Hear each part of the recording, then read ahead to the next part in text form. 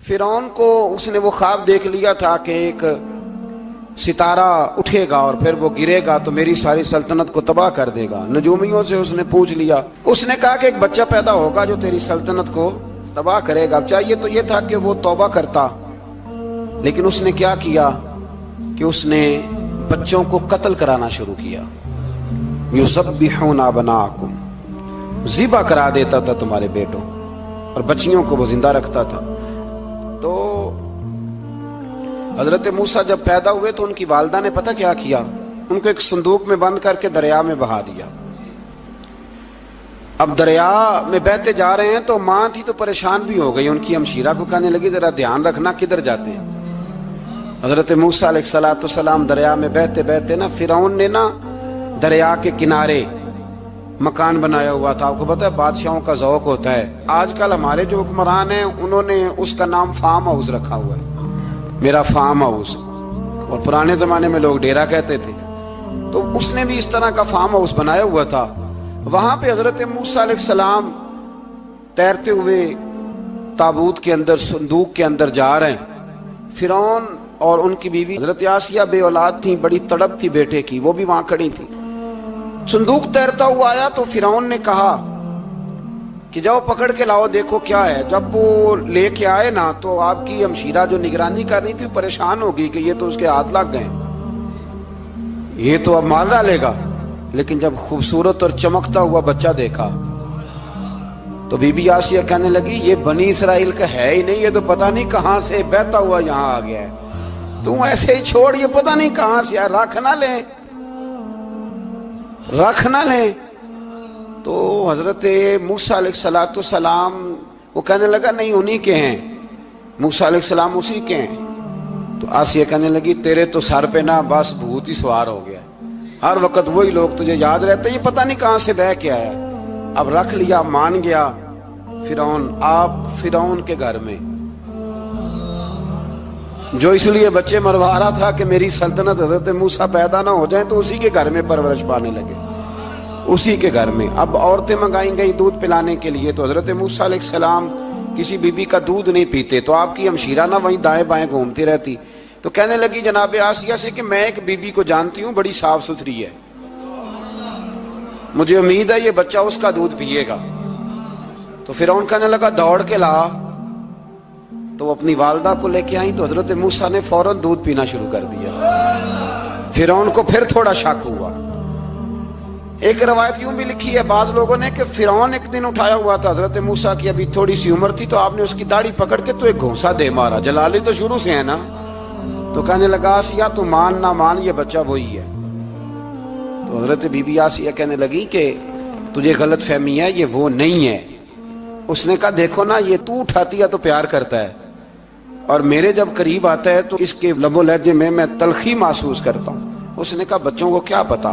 खैर एक तरफ उसने खाने पीने की चीजें रख दी, एक तरफ अंगारे रख दिए। वो भी हजरत आसिया कहती हैं कि तुझे समझ आए बच्चे बच्चे होते हैं। हजरत मूसा बच्चे तो थे, पर थे तो अल्लाह के नबी ना, अल्लाह के नबी थे।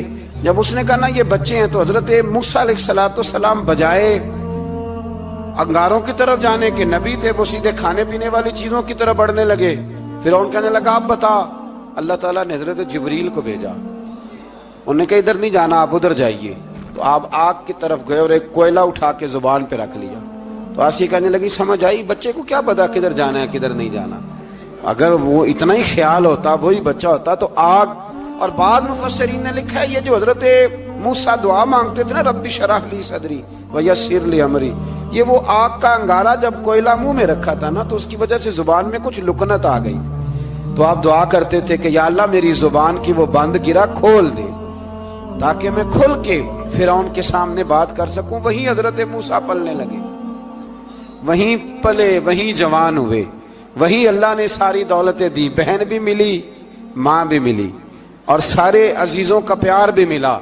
उसी घर के अंदर अल्लाह ने परवरिश करके फिरौन के जुल्म से बनी इसराइल को निजात अता फरमाई। मूसा भी फिरौन के घर में पलने लगे, और जब जवान हो गए तो फिरौन के यहाँ जो जुल्म होता था हजरत मूसा उस पर बोल पड़ते थे, जलाल फरमाते।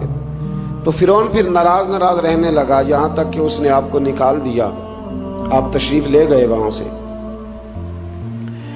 تو حضرت موسیٰ ایک دن شام کے وقت دوبارہ آئے بستی میں، لوگ سوئے ہوئے تھے.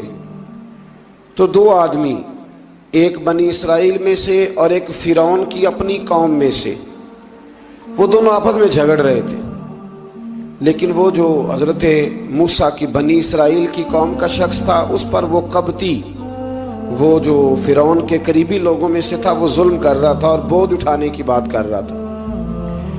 اب اس نے حضرت موسیٰ کو پکارا کہ یہ دیکھے میرے ساتھ کس طرح کی بات کر رہا ہے. تو حضرت موسیٰ کا ارادہ بھی نہیں تھا، آپ نے بس اس کو سمجھایا. پر کچھ لوگوں کو سمجھ، تو حضرت موسیٰ نے پھر ایک مکہ مارا، ایک گھونسا مارا، صرف ایک ہی.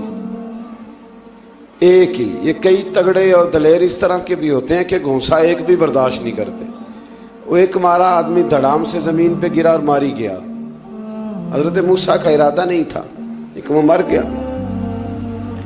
حضرت موسیٰ علیہ السلام نے اس بات پر اپنے رب سے استغفار بھی فرمائی. قرآن کہتا ہے کہ انہوں نے معافی چاہی کہ اللہ میرا ارادہ نہیں تھا.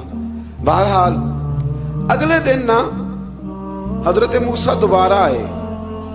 وہ سنا کرتے تھے نا ہم کہ بیوقوف دوست سے عقل مند دشمن بہتر ہوتا ہے. وہ کم از کم دشمنی تو عقل مندی سے کرتا ہے نا، لیکن جو بیوقوف دوست ہو بیوقوفی. حضرت موسیٰ دوبارہ آئے تو وہ بنی اسرائیلی اگلے دن کسی اور سے جھگڑا کر رہا تھا.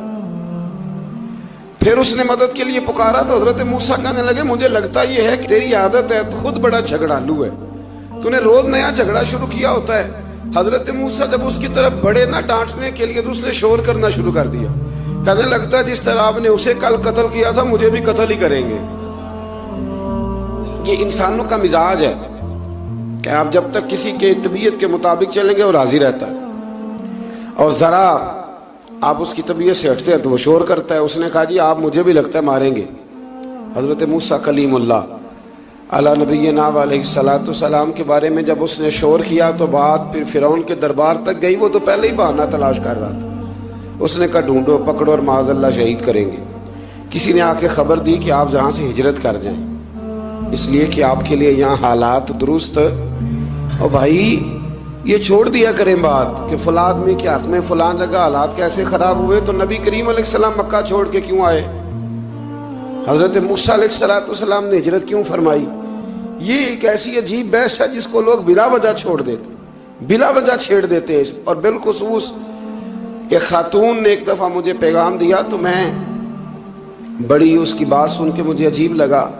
وہ کہنے لگی کہ دوسری جگہ میری شادی ہوئی ہے، مجھے طلاق ہو گئی تھی، تو مجھے ایک تانا روز سننے کو ملتا ہے تو اتنی اچھی ہوتی تو وہاں نہ رہ لیتی. تو بھئی یہ کوئی تانے والی بات ہے؟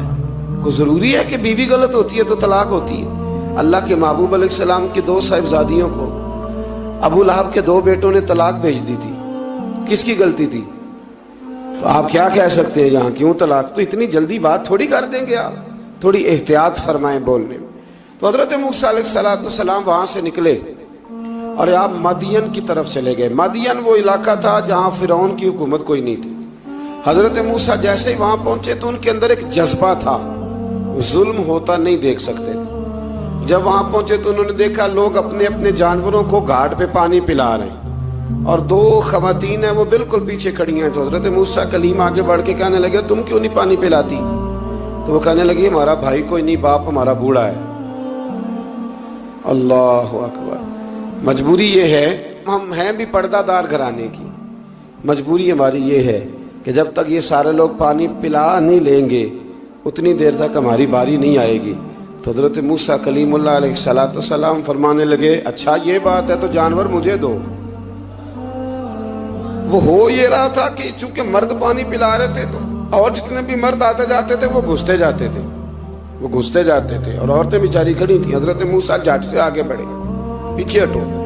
ان دو خواتین پاک باز عورتوں کے جانوروں کو پانی پلایا اور پھر آپ دوبارہ وہیں بیٹھ گئے. وہ بیویاں جلدی جلدی گھر گئیں، جا کے اپنے والد سے کہنے لگی ابا جی کمال ہو گیا، اس بستی میں ایک ایسا آدمی ملا ہے جو عورتوں کی طرف دیکھتا ہے تو نیکی کرنے کے لیے آگے بڑھتا ہے، جو مجبور اور بے کس کے لیے اچھے جذبات رکھتا ہے. فرمایا جلدی لاؤ. کچھ مفسرین اور طرف بھی گئے ہیں، لیکن جمہور نے لکھا ہے کہ وہ حضرت شعیب علیہ السلام تھے۔ حضرت شعیب نے گھر بلایا، اپنی ایک بیٹی کو بھیجا، فرمایا بیٹے بلا کے لاؤ۔ وہ جب گھر آئے تو آپ فرمانے لگے آپ میرے ساتھ اجرت طے کر لیں، 8 سال یا 10 سال آپ میری بکریوں کو چرائیں، میرے گھر میں رہیں۔ اور پھر فوراً ہی فرمانے لگے اگر آپ ہمارے گھر میں رہیں گے، دیکھ بھال کریں گے، تو میں اپنی ایک بیٹی کا نکاح بھی آپ کے ساتھ کر دوں گا۔ تو 8 سے 10 سال حضرت موسیٰ نے وہاں قیام فرمایا۔ اور پھر جب آپ کا نکاح ہو گیا تو آپ اپنی بیوی کو لے کے مصر کی جانب جا رہے تھے، تو رستے میں نا ٹھنڈ زیادہ ہو گئی، تو اپنی زوجہ سے کہنے لگے وہاں آگ جل رہی ہے، میں تیرے لیے آگ لے کے آتا ہوں تاکہ تو تاپ سکے، گرمی حاصل کر سکے۔ وہاں گئے تو درخت سے آواز آئی موسیٰ میں تیرا رب ہوں، درخت سے آواز آئی موسیٰ میں تیرا رب ہوں۔ اور حضرت موسیٰ کلیم اللہ کو وہاں وحی آنی شروع ہوئی، وہاں وہی اللہ تعالیٰ نے انہیں وہ عصا عطا فرمایا جو پھر بعد میں اژدہا بنتا تھا۔ رب کریم نے وہیں حضرت موسیٰ کلیم کو وہیں ید بیضا عطا فرمایا۔ اپنا ہاتھ گریبان میں ڈال کے نکالتے تھے تو چاند اور سورج کی طرح روشنی دیا کرتا تھا۔ ید بیضا لیے بیٹھے ہیں اپنی۔ میں کبھی کبھی کہا کرتا ہوں کہ مولا کے دینے کے انداز بڑے انوکھے ہیں۔ بھائی یوسف کو کنویں میں پھینکتے ہیں تو اللہ مصر کا حکمران بنا دیتا۔ تو پھر حضرت موسیٰ وہاں سے واپس آئے اور آ کر کے آپ نے دوبارہ وہ سارا نظام زندگی شروع فرمایا۔ موسیٰ علیہ السلام نے ان کو دعوت حق دی اور کہا کہ میں تمہارے پاس واضح نشانیاں لایا ہوں، بنی اسرائیل کو میرے ساتھ بھیج دو۔ فرعون نے معجزات پیش کرنے کے لیے کہا تو حضرت موسیٰ علیہ السلام نے اپنا عصا زمین پہ ڈالا، اپنا عصا، اپنی چھڑی، اپنا ڈنڈا زمین پہ ڈالا تو وہ ایک واضح اژدہا بن گیا۔ پھر حضرت سیدنا موسیٰ علیہ السلام نے اپنا ہاتھ گریبان سے نکالا تو وہ دیکھنے والوں کے لیے روشن ہو گیا، ہاتھ کے اندر نور پیدا ہو گیا۔ ید بیضا لیے بیٹھے ہیں اپنی آستینوں میں۔ فرعون کے سرداروں نے حق کو قبول کرنے کی بجائے اسے جادو قرار دے دیا اور کہا کہ یہ تمہیں اپنے ملک سے نکالنا چاہتا ہے۔ انہوں نے کہا اس معاملے کو ذرا ڈھیل دو اور جادوگروں کو جمع کرو۔ جادوگر آئے، انہوں نے فرعون سے کہا کہ ہم حضرت موسیٰ کے مقابلے میں جادو تو دکھائیں گے معاذ اللہ، لیکن اگر ہم غالب آ گئے تو پھر ہمارا انعام کیا ہوگا؟ سودا پہلے طے کر رہے ہیں، کیا انعام ملے گا؟ اس نے کہا کہ اگر تم غالب آ گئے تو میں تمہیں اپنا قریبی بنا لوں گا۔ بادشاہوں کا قریبی ہونا بھی تو بڑی بات ہے نا، لوگ بڑے پاپڑ بیلتے ہیں قریبی ہونے کے لیے، اور یہ جو قریبی ہوتے ہیں نا، بالخصوص جو بادشاہوں کے قریبی ہوتے ہیں، بادشاہوں کی تباہی کا سبب بھی یہی لوگ ہی بنتے ہیں۔ یہ ان کو روز خبر دیتے ہیں کہ سب اچھا ہے، سب اچھا ہے، اور دنیا کے زیادہ تر حکمران انہی لوگوں کی وجہ سے تباہ ہوتے ہیں کیونکہ ان کا خود عوام سے رابطہ نہیں رہتا۔ اگر وہ خود عوام کے ساتھ ڈائریکٹ رابطہ کریں تو شاید انہیں اچھی اور صاف ستھری چیزیں سمجھنے کو مل جائیں۔ خیر، جادوگروں نے جب کہا ہمیں کیا دو گے تو اس نے کہا تمہیں قریبی بنا لوں گا۔ جادوگروں نے موسیٰ علیہ السلام سے کہا کہ آپ پہل کریں گے یا ہم پہل کریں؟ تو موسیٰ علیہ السلام نے کہا تم پہل کرو۔ جب جادوگروں نے اپنی رسیاں زمین پہ ڈالیں تو لوگوں کی نگاہوں کو سحر زدہ کر دیا، جادو کر دیا اور انہیں ڈروا دیا۔ انہوں نے کہا یہ تو بڑا جادو لے آئے۔ تو اللہ تعالیٰ نے حضرت موسیٰ علیہ السلام کو حکم دیا کہ آپ بھی اپنا عصا زمین پہ ڈالیں۔ ان کی رسیاں سانپ بن گئی تھی نا، دراصل وہ سانپ بنی نہیں تھی، لوگوں کی آنکھوں پر جادو ہو گیا تھا، انہیں سانپ نظر آ رہا تھا۔ فرمایا آپ بھی اپنا عصا زمین پہ ڈالیں۔ وہ عصا سانپ بنا اور جادوگروں کی ساری چیزوں کو نگل ہی گیا۔ ان کی بہت ساری رسیاں سانپ بنی تھی، ان کا ایک ہی عصا سانپ بنا اور سب کو نگل گیا۔ اس طرح کے معجزے کی حقانیت اور جادوگروں کا بطلان ثابت ہوا اور فرعونی رسوا ہو گئے۔ جادوگر سجدے میں گر گئے اور اللہ پر ایمان لے آئے۔ فرعون نے انہیں دھمکی دی کہ تم میری اجازت کے بغیر ایمان لے آئے ہو، میں تمہارے ہاتھ اور پاؤں مخالف سمت سے کاٹ دوں گا، یعنی الٹا ہاتھ کاٹ دوں گا، سیدھا پیر کاٹ دوں گا، میری بغیر اجازت ایمان لے آئے ہو، اور تمہیں سولی پہ بھی چڑھوا دوں گا۔ انہوں نے کہا کہ ایمان لانے کی پاداش میں تم ہمیں سزا دینا چاہتے ہو؟ پھر انہوں نے اللہ تعالیٰ سے صبر اور استقامت کی دعا کی۔ اس کے بعد فرعون نے بنی اسرائیل کے بیٹوں کو قتل کرنے کی اور بیٹیوں کو زندہ چھوڑنے کا حکم دے دیا۔ موسیٰ علیہ السلام نے قوم کو صبر کی تلقین کی اور کہا کہ نیک انجام اہل تقوی کے لیے۔ یہاں ایک لطیف بات ہمارے صوفیاء نے بھی لکھی ہے۔ صوفیاء کہتے ہیں کہ فرعون نے کلمہ نہیں پڑھا پر جادوگر کلمہ پڑھ گئے۔ وہ کس طرح کلمہ پڑھ گئے؟ تو کہنے لگے دراصل انہوں نے آتے ہی حضرت موسیٰ کا ادب بڑا کیا تھا۔ جادوگر حضرت موسیٰ کے مقابلے میں آ کے بھی ان سے کہتے ہیں کہ رسیاں آپ پہلے ڈالیں گے کہ ہم ڈالیں؟ آپ اصحاب پہلے رکھیں گے کہ ہم رکھیں؟ تو اتنا سا ادب کیا تو رب کریم نے فرمایا جو نبی کا ادب کرے وہ بے ایمان نہیں رہ سکتا۔ جو نبی کا ادب کرے وہ بے ایمان نہیں رہ سکتا، اور جو نبی کی بے ادبی کرے وہ ایماندار نہیں رہ سکتا۔ ختم ہو گئی بات۔ یہاں ہمارے صوفیاء نے یہ بات لکھی ہے کہ چونکہ انہوں نے آتے ہی کہا تھا کہ آپ پہلے ڈالیں گے یا ہم پہلے ڈالیں، تو حضرت موسیٰ سے انہوں نے پوچھ لیا، نبی کے پوچھے بغیر پہل نہیں کی تو اللہ نے انہیں ایمان کی دولت عطا کر دی۔ اللہ تعالیٰ نے فرعونیوں پر قحط سالی کا عذاب نازل کیا۔ فرعونیوں کا طریقہ یہ تھا کہ اچھائی کو اپنا کمال گردانتے تھے، کہتے تھے یہ ہماری طرف سے، اور برائی کو معاذ اللہ بدشگونی کے طور پر موسیٰ علیہ السلام کی طرف منسوب کرتے تھے، کہتے تھے معاذ اللہ آپ کی وجہ سے یہ سارا کچھ ہو رہا ہے۔ ہوتے نا نہیں کہتے ہیں جب سے میں وہاں گیا ہوں تب سے۔ ہمارے بزرگ ایک لطیفہ بھی سنایا کرتے تھے کہ کسی زمیندار نے نماز پڑھنی شروع کی تھی تو اس کے جانور مرنے شروع ہو گئے۔ اب لوگ سمجھتے ہیں کہ معاذ اللہ شاید یہ کسی بزرگ کے سبب سے ایسا ہے، حالانکہ یہ تو اللہ کی طرف سے آزمائش ہوتی ہے، اس کی حکمتیں ہوتی ہیں۔ اللہ تبارک و تعالیٰ نے ان پر عذاب کیا نازل کیا؟ آیت نمبر 130 اور 143 کا بھی آپ سورہ اعراف کی پڑھیں تو اللہ تعالیٰ نے ان پر ٹڈیوں کا، جموں کا، مینڈکوں کا اور خون کا عذاب نازل کیا۔ یہ کس قسم کا عذاب ہے؟ جمعے پڑ گئے، ٹڈیاں آ گئی، یہ اللہ نے عذاب نازل کیا۔ جب وہ عذاب میں مبتلا ہوئے تو موسیٰ علیہ السلام سے کہا کہ آپ اللہ سے دعا کریں کہ ہم سے یہ عذاب ٹل جائے، اگر ایسا ہوا تو ہم ایمان لے آئیں گے، بنی اسرائیل کو بھی آزاد کر دیں گے۔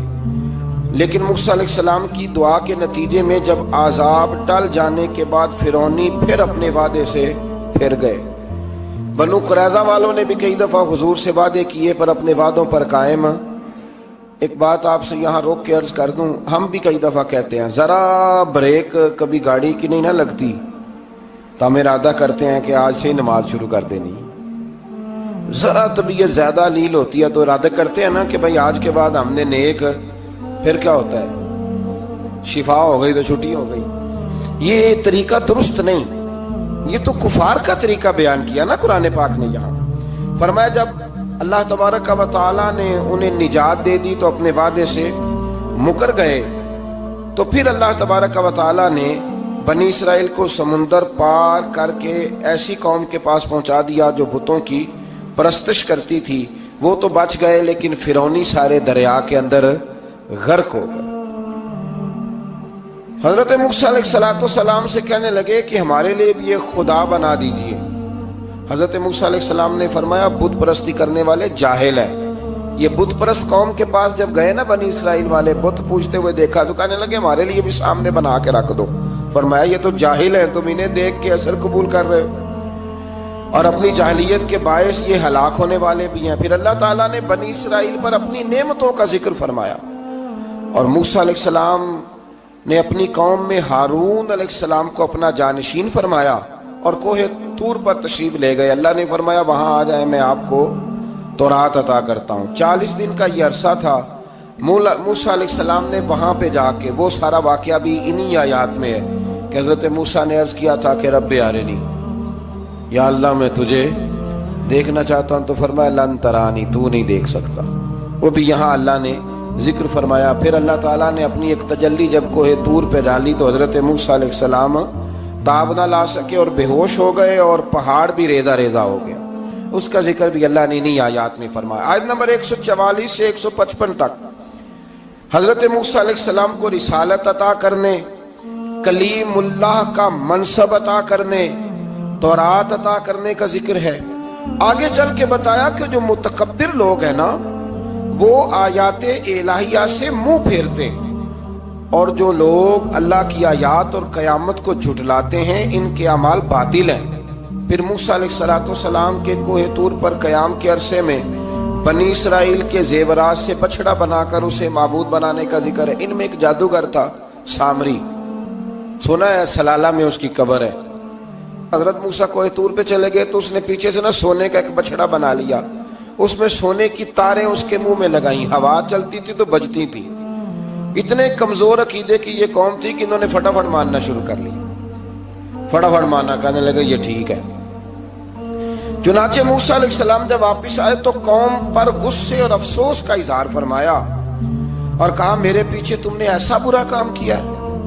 انہوں نے تورات کی تختیاں بھی زمین پہ ڈالیں اور اپنے بھائی ہارون علیہ السلام کا سر پکڑ کے اس سے جواب طلبی کی۔ انہوں نے کہا اے میرے ماں جائے، بڑے خوبصورت لفظ ہے قرآن پاک، اے میرے ماں جائے، اے میرے بھائی، قوم نے مجھے بے بس کر دیا اور قریب تھا کہ یہ مجھے قتل بھی کر دیتے۔ اب آپ مجھ پر سختی کر کے دشمنوں کو ہنسنے کا موقع نہ دیں، کبھی بھی دشمنوں کو اپنے اوپر ہنسنے کا موقع نہ دینا چاہیے۔ پھر آیت نمبر 151 میں موسیٰ علیہ السلام کی دعا اور کلمات استغفار کا ذکر ہے۔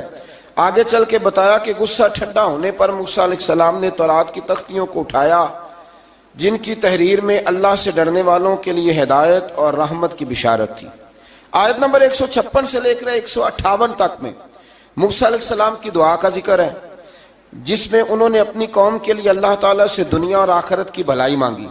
اللہ تعالیٰ نے فرمایا یہ کامل نعمت میں ان لوگوں کو عطا کروں گا جو ایمان کے ساتھ تقوی بھی اختیار کریں گے، یہ انہیں ملے گی نعمت، اور پھر وہ زکوٰۃ دیں گے اور اس عظیم رسول یعنی نبی کریم صلی اللہ تعالی علیہ وآلہ وسلم کی وہ پیروی کریں گے۔